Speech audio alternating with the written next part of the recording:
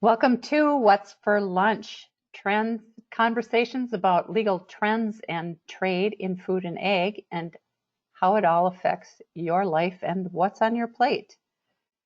Today, we're going to be bringing you some relevant information in a unique way, and it is relevant to you if you are in the food business, a farmer, or a consumer. And the uniqueness is that we approach these relevant issues from a different angle. And I'm Susan Burns, your lunchtime host and on-call business lawyer. Our motto is always interesting, always lively. And today we are definitely sticking true to that motto. We're talking with Amanda Reiman. And I'm going to just move to Amanda's bio so you can see all that. I'm not going to read her bio, but you'll have it available to you. She is currently the Vice President of Community Development for Flow Kana. Is that how you say it, Amanda? Flow Kana? That is correct. Okay. Yeah. A branded cannabis distribution company, and she works with sun-grown farmers in the Emerald Triangle, and you're going to learn about the Emerald Triangle today if you don't know about it already. One of the things I'm also interested, she holds several board positions, but one of the things that I'm interested in speaking with her is about the initiative, which is an incubator and accelerator for women-owned cannabis businesses. And Amanda also has a PhD from UC Berkeley, and we're going to talk about her background in that area. And also, she's taught courses on substance abuse treatment and drug policy at UC Berkeley. So what a diverse and broad background, a deep background in this industry. I couldn't be more excited to talk with you, Amanda. Welcome. Well, thank you so much for having me. I really appreciate the opportunity. Yeah, you're welcome. It's a delight. So tell me what first interested you in the cannabis industry? So, it's interesting. The cannabis industry is a fairly new development that we've seen since the regulations have changed, and we've been moving cannabis out of the criminal space and into the regulated business space. When I first started working with cannabis, it really wasn't yet an industry. It was really still a movement. And what I mean by that is the folks that were working in the field were not business people. We were, for the most part, activists, researchers. I'm a social worker, so that fit right in. And our focus was really the criminality of cannabis and the fact that individuals were going to jail, were having their lives ruined because of this plant that is a fairly innocuous plant, and that the people that were most likely to be impacted by criminalization were people of color and people in poor communities. So before we really started talking about, cannabis licensing and dispensaries and cultivation and everything that goes with legalization, what we were talking about back then were the criminal justice impacts of cannabis and of cannabis prohibition. So as a social worker and somebody that's done community activism work, that's really what brought me to this field. It was the fact that I knew that the cannabis plant had been around for thousands of years. I knew that individuals were using it largely for health and wellness. And at the same time, it was the #1 drug that folks were getting arrested for. It was ruining lives. It was preventing people from getting jobs, from getting stable housing.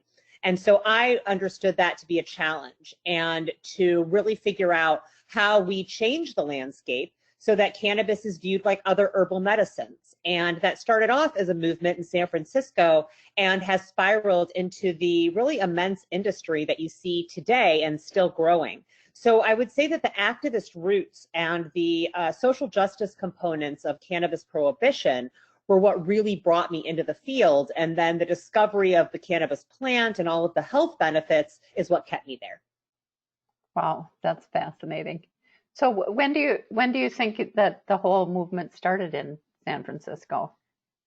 I would really say in the 1980s. It's not to say that there weren't movements around the end of cannabis prohibition prior to that. The National Organization for the Reform of Marijuana Laws was started a few decades earlier as a consumer-facing organization that worked on the rights of cannabis consumers, the right to be free, the right to have a job, the right to have a livelihood. And so they were around really advocating for consumers. But the medical movement really started and really heated up, I guess you could say, around the proliferation of HIV in San Francisco in the 1980s.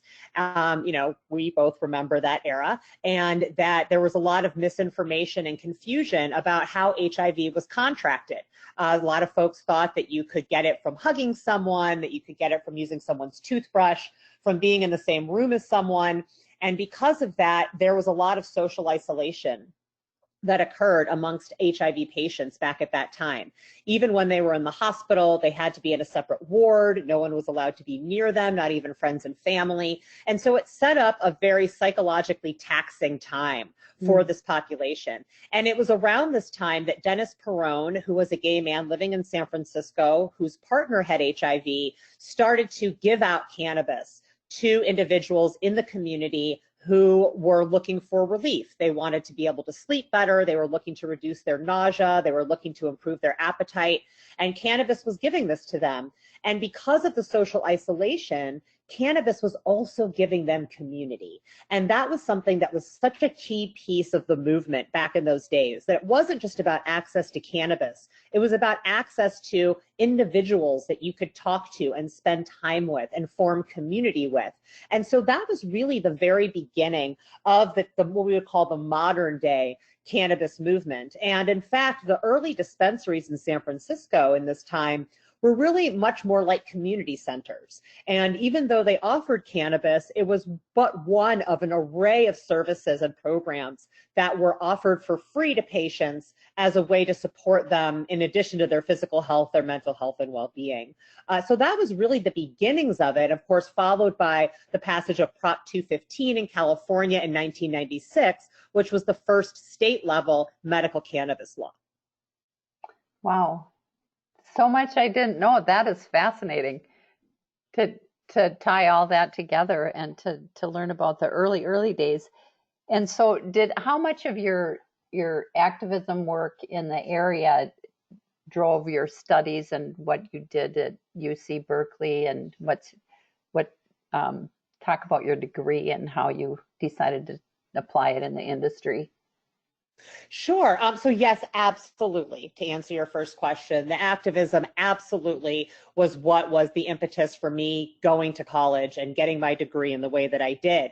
Interestingly, so I went to undergrad and got my master's degree in Chicago, which is where I'm from. And then I was really thinking about how I could have the most impact on the world. And, I was at that time, cannabis aside, was focused more broadly on the drug war and drug policies. And, to be honest, one of the big reasons that I decided to get a PhD was because I felt that as a woman, it would be difficult to get folks to listen to me otherwise. Mm-hmm. And I wanted to be an expert, right? Mm-hmm. And I wanted people to look at me seriously, to take me seriously, to take what I had to say seriously.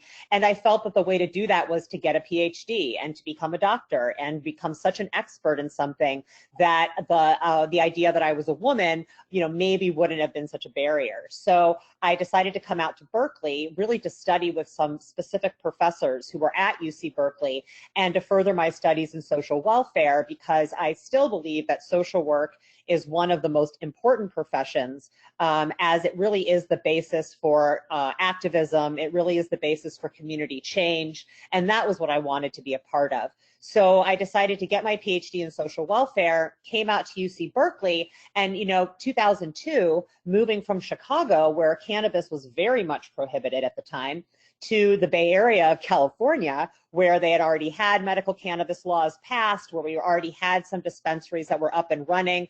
As a social worker and a social scientist, it was an unbelievable phenomenon. And in social science, we talk about this idea of a naturally occurring experiment, meaning that you're not setting up the experiment, but a policy changes or something in society changes that helps you study the evolution of that change. And that's what I really found happening in the Bay Area at that time. And so I decided to focus my efforts specifically on cannabis, understanding that this was a moving target that was just going to continue to evolve for years to come. And I wanted to be sure that that evolution was captured in academic journals, that it was captured in writing and in speech, because it was a very and is a very important part of our history.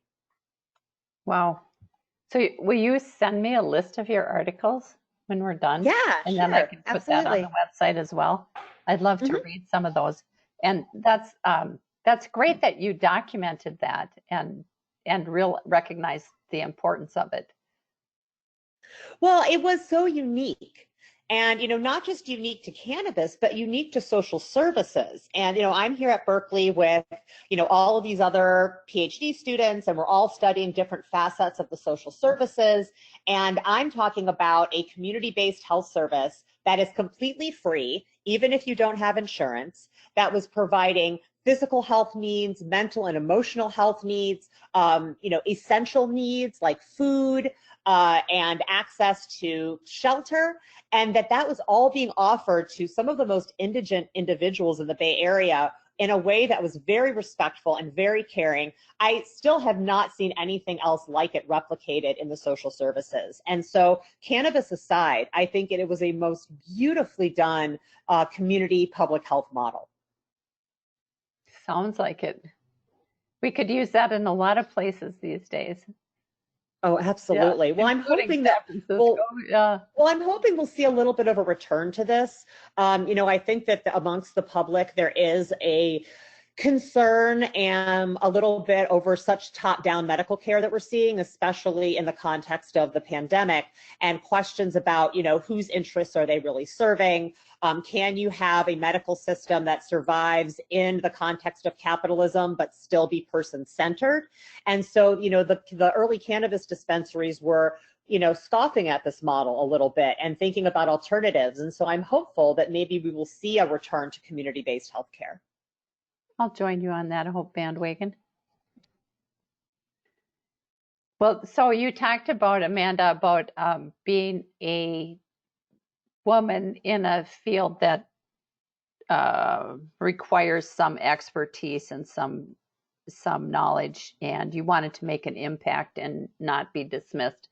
I can bet that even with a degree, you still ran into a few issues in that regard. Talk to me about women in the cannabis industry, and because in my opinion, it's not different from anywhere else. It looks very white male dominated for, in today when you see people talking about cannabis and who the movers and shakers are. So talk to us a little bit about being a woman in cannabis, and what is the status? Is there room for improvement, and what do you think that should be, and maybe tie in what you're doing with the Incubator? I guess that would be a natural tie-in. Yeah, absolutely. So yeah, women in cannabis, it's interesting. Back when this was more of a movement than an industry, there were a lot of women involved. The women were, holding the signs and marching down the street and working with patients one-on-one and trying to bring services to them and providing services to them. It was very much a woman-led movement. And I would actually say very much a woman and LGBTQ-led movement. And then once we saw cannabis move a little bit more towards capitalism and to how we regulate other types of businesses, that demographic started to shift. And there were a couple reasons for that. One is that a lot of these well-financed white men would not have touched cannabis when it was a movement. They weren't interested in changing the law. They were interested in making money once the law was changed. And so that's one reason. Another reason is that we hear a lot in the industry about the professionalization of the industry, that, once it went from a movement to an industry, it needed to go through professionalization because the people that were running the businesses didn't know anything about business. And, they were just doing it out of the goodness of their heart, but they didn't know how to make a profit. And I feel like professionalization was kind of a key word for white and male. And the idea that investors, when they're giving money, especially in a very risky environment and in a very risky industry, they trust white men more. That even though we have issues with banking and it's very hard for cannabis companies to get banks, that banks are more likely to work with white men. And so you started to see, this professionalization really mean that in order to move forward in the context of capitalism, it was going to take a face that looked different than was leading the movement. And I'm not to say that that has completely happened, like we haven't seen a complete whitewashing of the industry, but it's headed in that direction. And that was one of the main reasons that we founded the initiative, was because even though, cannabis incubators and accelerators exist, the ones that we had seen in the past were primarily retraining grounds for men coming out of tech. So, individuals, mostly men who had been working in the tech field, who wanted to get into cannabis, but needed a bit of re-education to do that. That's what we saw a lot of the incubators and accelerators serving. What we didn't see were women, and what we didn't see were people of color. So the initiative was founded by Amy Margolis, who's a lawyer in Oregon, who's been very involved with the cannabis movement up there, as a way to give support to women who want to found cannabis businesses, and not just support in terms of education, but actually giving them access to funding. Because as I mentioned, there's this issue where funders would rather give money to people that remind them of themselves. Right. And a lot of the funders are white men. So that's who they're giving the money to, people that remind them of themselves. So it was important not just to give women education, but to actually give them access to funding. And so that was the goal behind the initiative. And we've had 2 cohorts of women-owned businesses come through that have really spawned some very amazing partnerships and potential for companies. And then another incubator and accelerator that I will mention that's also kind of dealing with the diversity issue in cannabis is the Hood Incubator out of Oakland. So, also recognizing that there was a void in the traditional incubator accelerator field in cannabis, where we were seeing folks who already had quite a good grasp of technology and business, simply needing to learn a little bit about cannabis to shift their business plans. We also saw a large number of folks who were impacted by the drug war, who had been in jail for cannabis, who wanted to get into the industry and had absolutely no resources available to them. So the Hood Incubator was founded as almost a pre-incubator to help individuals who have been impacted by the drug war, who are trying to get into the cannabis industry, but who haven't had the opportunities because of institutional racism to access the same programs and services as their white counterparts. And so the goal is to help these individuals run successful businesses by giving them the skills and access that they need. And I'm hopeful that we will see more institutions like this, especially now that we've renewed the conversation about racial diversity in the industry. But capitalism is strong, and it is very difficult to fight back against the institutions that have been funding businesses in a certain way for hundreds of years. Yeah, amen to that. So I was going to ask, sort of tongue in cheek, if you are also giving professionalism lessons as part of we don't give professionalism lessons, but I definitely give lessons on being a woman in the industry. And one of the things we wanted to do differently with the initiative is, instead of just doing business classes, we wanted to address the fact that there are barriers for women, and that there are specific ways that women are treated in this industry and outside of this industry. And we wanted that to be a part of the educational programming, because it's important for women to know how they're being viewed on the playing field, what that field looks like for them to be successful. Yes, it is.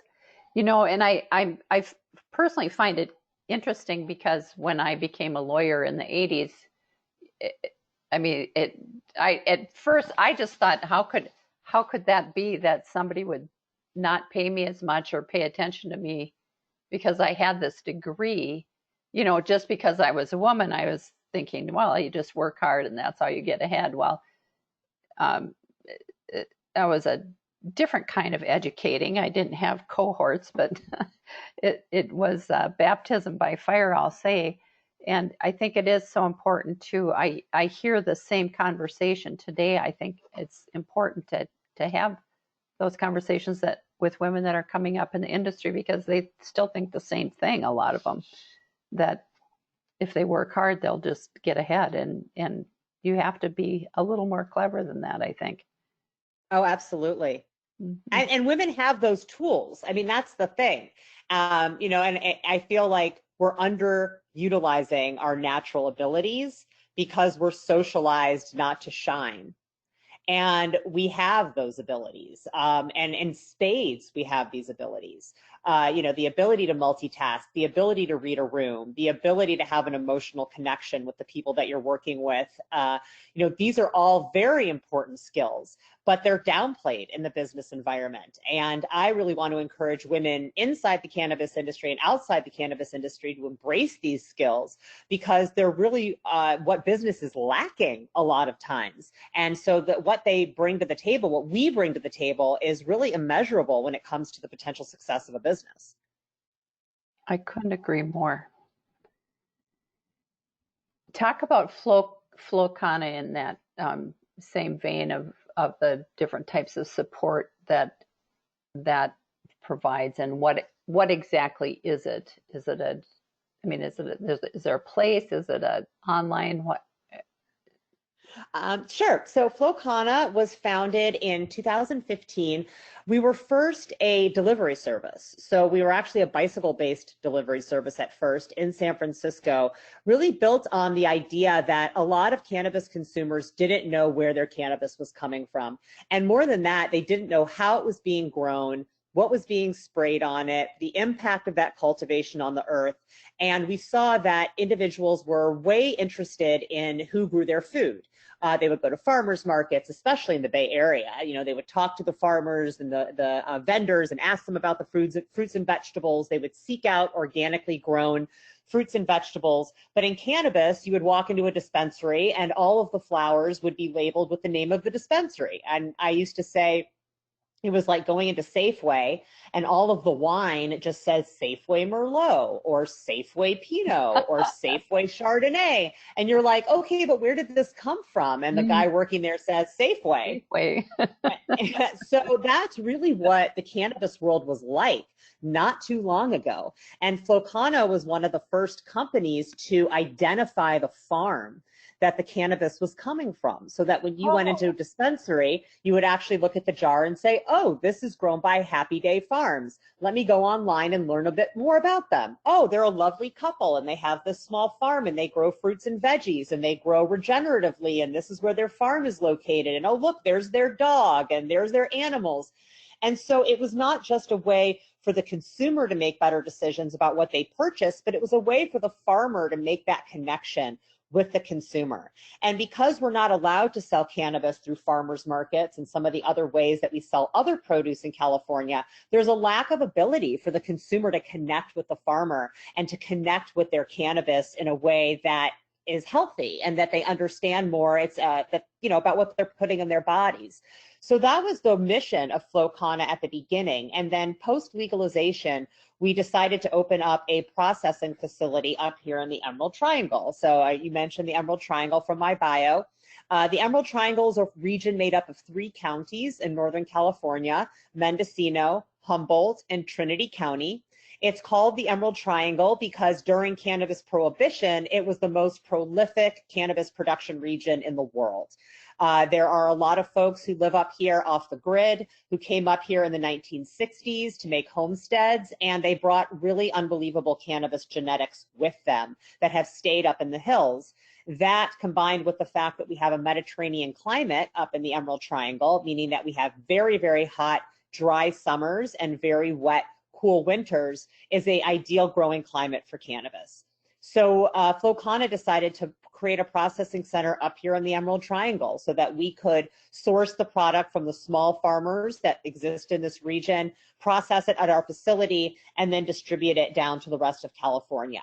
So that's what we've been doing up at this facility since 2018. And then we're now moving into other sectors of the marketplace, such as manufacturing, dispensing, and really just trying to figure out where the market is going and how we can meet it there. With, of course, a focus on sun-grown product. So everything that we sell, everything we manufacture is grown outdoors. And in the cannabis world, under prohibition, there was a lot of discrimination against cannabis grown outdoors. It was thought that the cannabis produced inside was a better quality. So part of our mission is to change that attitude and to help folks understand that the best cannabis out there is going to be cannabis that's grown in the ground, under the sun, with exposure to the natural environment. Kind of like tomatoes. Exactly like tomatoes. That's We're not building big indoor facilities in industrial areas of the city to grow tomatoes. right, right. Because they just don't taste the same. They're not sun-kissed. Um, but what do you think the difference is? Like, what is that? What makes a difference? To me, obviously, it's the, soil and water. You can't replace the soil, sun, and water. You can try to duplicate it or replicate it, but it's not the same. But what accounts for the difference in that? Well, there's a couple things. One is the actual spectrum of not just the sun, but the moon. So, plants that are outside are getting the full spectrum of the sun during the day, and then they're also getting moonlight at night. And you can't replicate that, as you said, indoors, and really getting the full hit of the sun, which we find really helps support terpene development. So terpenes are the smells in cannabis, and there's terpenes in every plant, right? So pine trees, lemon trees, every living thing that smells does because of terpenes. And cannabis is no different. And what we find is that cannabis that is produced outdoors has a richer terpene profile than cannabis that is produced indoors. So that is one difference. I think another difference is just the variability of the plant. So when you're bringing everything indoors and you're controlling everything about the environment, you're really preventing the natural expression of each individual plant. And cannabis is so unique. You can have 5 seeds from the same plant and plant them and get 5 completely unique results. And, they'll have some commonalities that weave through the varietal, but the plant itself is going to generate its own expression. So leaving that up to the plant and just providing the natural elements necessary for growth is where you're going to have the plant express itself in its truest form, versus managing the amount of light it gets, the soil is like, if there's soil, the watering schedule, what type of water it gets, what kind of airflow is in there, what percent of humidity is in there all the time. You're really going to limit the natural expression of the plant. And then finally, something that we've seen in wine production and the production of other fruits internationally is terroir. So, terroir refers to the unique classifications and characteristics of a plant based on its location, its geographic location, and where it's grown. And there are international appellation programs that look at the impact of terroir on certain plants and then claim that certain plants only grow a certain way in certain locations. And if that plant is growing outside of that location, you can't claim that it is a true form of that plant. So I'll just give a quick example that everyone's familiar with, champagne. So champagne comes from the Champagne region of France. That is because of specific type of grapes that grow only in that region a certain way that go into champagne. Anything else is sparkling wine. So I can go buy sparkling wine in California, but I can't call it champagne. Another example is port. Port is from Portugal. It's from a very specific region. If it's not from that region, it's dessert wine. So cannabis also has those characteristics. And one of the things that the state of California is working on, with a lot of support from the farmers in the Emerald Triangle, is the development of cannabis appellations, so that a region will be able to get together, claim terroir, have that terroir examined to ensure that it is in fact a very unique set of characteristics in the plant that is emerging from that condition. And then they can use that in marketing and branding, so that if you are in a store and you understand that the Bell Springs terroir appellation of Mendocino County produces the finest great success cannabis in the world, and if you find great success sold anywhere else, it's not the same thing, that individuals will understand the unique qualities of that plant. Now, one of the benefits to developing appellations is that it will only apply to folks who are growing outside, because once you go inside, that plant can really be anywhere, any geographic location, and come out exactly the same, because you're not exposing it to the natural elements. Well, that's how I first became familiar with you, Amanda. I'm also a member of the International Cannabis Bar, and I attended a webinar on appellations, which is, I studied that in my, pursuing my food and agriculture degree.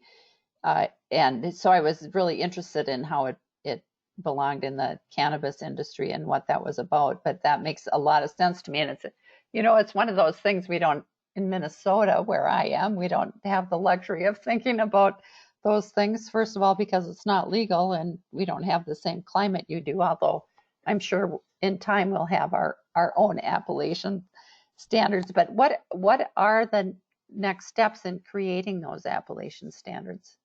I know that you're working on some things because I listened to you talk a little bit about that, but where are we in that process and what else needs to happen?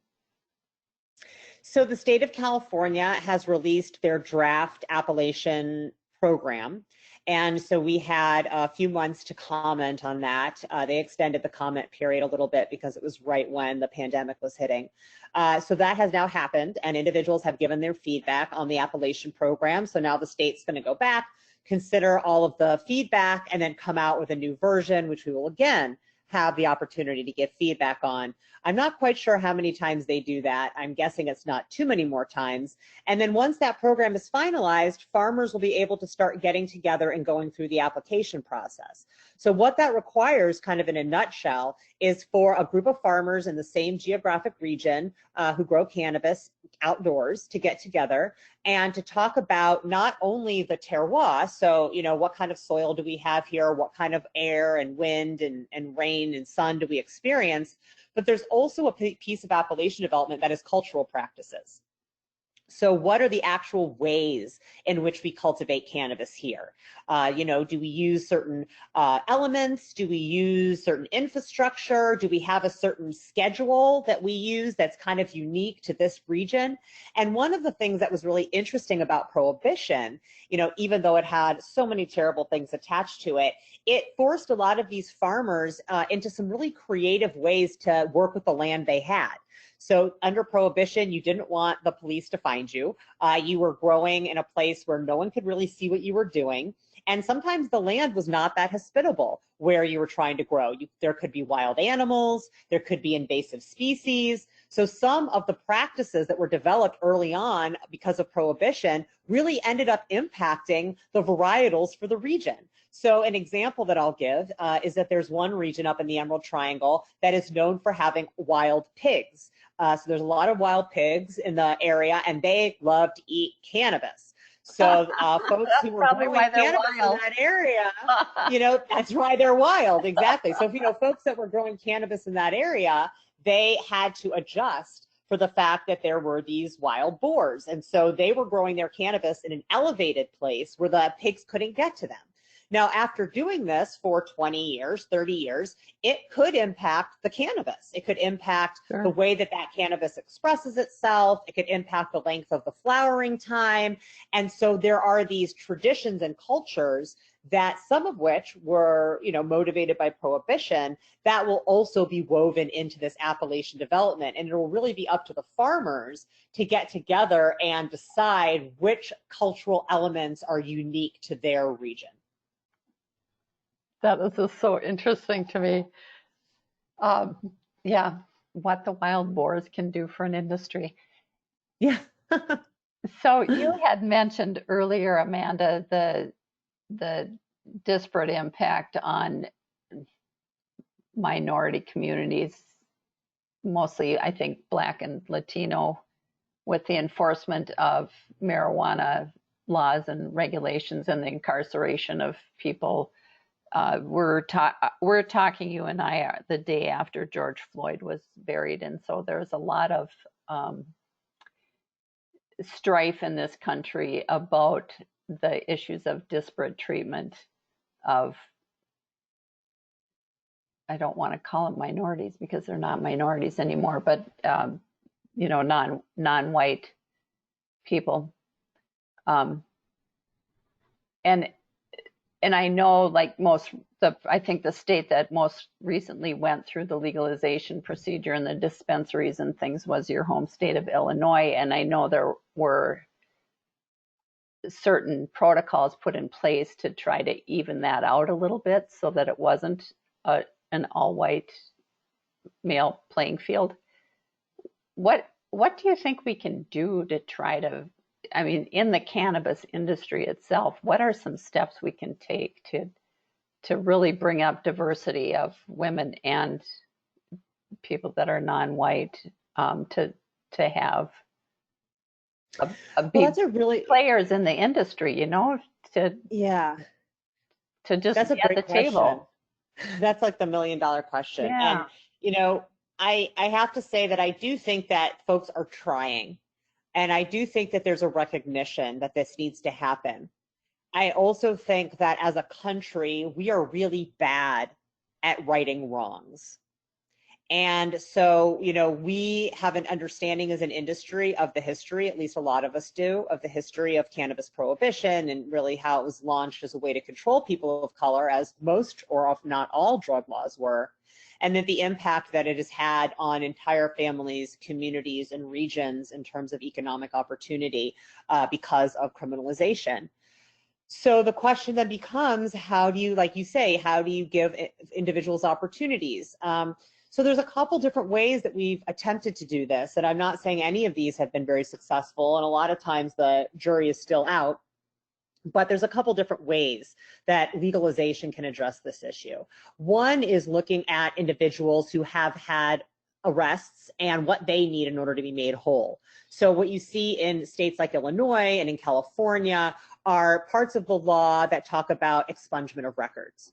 So the ability of individuals who have cannabis on their record where what they were doing is either no longer a crime at all, or they were charged with a felony and what they were doing is now a misdemeanor or an infraction, to be able to have those records expunged or reduced. And this is really important because a lot of folks probably don't realize that when you get charged with a drug felony, even after you've served your time and you get out of jail, just having that felony on your record can prevent you from getting a job, can prevent you from renting an apartment, can prevent you from getting federal aid for college, can prevent you from getting professional licensure, from adopting a child. Voting. So there are voting, yep. So there are a lot of collateral sanctions for drug felonies in this country. It's horrific. It's horrific. So right. So the ability for folks to get those felonies removed so that they no longer have those barriers should be a part of any cannabis legalization regime. So that's, you know, one way to try to address the harms of the past. You know, another way is by making it illegal to deny someone a cannabis license for having a drug conviction on their record. A lot of folks who want to get into the cannabis industry aren't new to cannabis. They've been doing this for a while, and if they are dark-skinned, there's a good chance they have been involved with law enforcement prior because of the racism in that, you know, in the prohibition days. So, so I think it's really important that we also look at ways to allow people to get into the industry, and also recognizing the barriers that prohibition has put in place. So I mentioned before the hood incubator, you know, the recognition that, you know, when folks are involved in criminal justice and maybe they've gone to jail for a period of time, it's less likely that they've had the opportunities to go to college or to go to business school or to learn how to run a company. And so we have these equity programs that are designed to give individuals who have been impacted by the drug war kind of a go to the front of the line and get a cannabis business permit, but we have no support services for these individuals to ensure that these businesses are successful. So I think another big piece of legalization needs to be a recognition that it's not enough just to give someone a license. You need to give them the support services, the economic services that they need to help ensure that they're successful. And so you see states like California, Massachusetts, Illinois, struggling to implement equity programs that are successful and that are actually meaningful for the participants.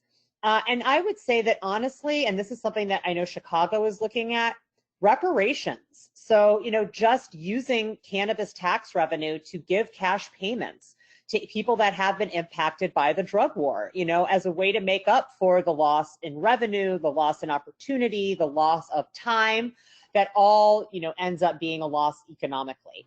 And folks don't really like that answer too often because they say, well, no, we want people to work for it. You know, they need to pull themselves up by their bootstraps. And I say, we have done enough to these populations in harm in the past, and it's really an important opportunity for us to make up for that in whatever way we can.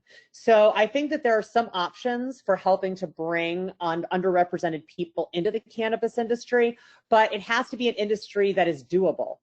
You know, it has to be an industry that is workable, an industry that is that where they have the opportunity for success, because what we don't want are a bunch of individuals spending their life savings in order to get businesses off the ground, only to go out of business a year later, or only to be taken advantage of by investors that don't have their best interests in mind. So I think that it's absolutely there's a place for it in legalization, but it needs to be meaningful, and it shouldn't just be for show. That's a lot to digest. So those are all really good thoughts. Thank you for those. And Sure. I agree with you on the reparations, and I like that idea of using tax revenues for some. You could fund a lot of different programs. Even absolutely, college and innovative funding for kids of these individuals, or all kinds of things. And you're right, it would be easy to set that one up. Well, we gave them a license for the business, they ran it ground, and so what could we do, right? Absolutely, absolutely, and that's what we're seeing happen. Sure. Yeah, and that's exactly what we're seeing happen. And so it's like the city pats themselves on the back, and they're like, "Good for us." 50% of the licenses that we issued were for equity applicants. And then it's like, but how many of those folks are going to be around in a year? How many are going to be able to build successful businesses? And I feel like it's not truthful to say that we're helping just to give someone a license, unless we're really there to support them through it. That's really critical. Wow, Amanda, thank you so much. I'm doubly glad I attended that webinar. So because that's when I got acquainted with you, and now I have the chance to talk with you a little bit, and I hope to continue the conversation, and maybe we'll meet. I travel to San Francisco quite a bit, so maybe I can make the trip over to Mendocino sometime. It would be that would be great. I'd love to take you on a farm tour. The cannabis is an annual plant, so it blooms in late summer and gets harvested in mid-fall. So that's a wonderful time to come up. Okay, great. Well, do you have any parting comments or anything you want to add before we end? Well, I would just say that given that your program is a lot about food and ag, that, just a reminder that even if folks have never seen a cannabis plant in the ground and they've only seen the dried flowers in a baggie or a package, that cannabis is a plant. It is a crop. It is a very, very old plant. It has amazing uses. It is a bioremediator. It is a source of nutrition. It is a source of medicine. It is a source of fuel. It is a source of fiber. It has been used across cultures for thousands of years in the world, and its label as a dangerous illegal narcotic was only from 1937 to 1996. So I think it's important for folks to know that cannabis has a history as a therapeutic plant that unbelievably outweighs its history as a dangerous illegal substance. And my hope is that moving forward, we can return cannabis back to the pharmacopoeia of plant medicine and stop, the reefer madness about, the sky is going to fall if we legalize, because we just haven't seen that happen.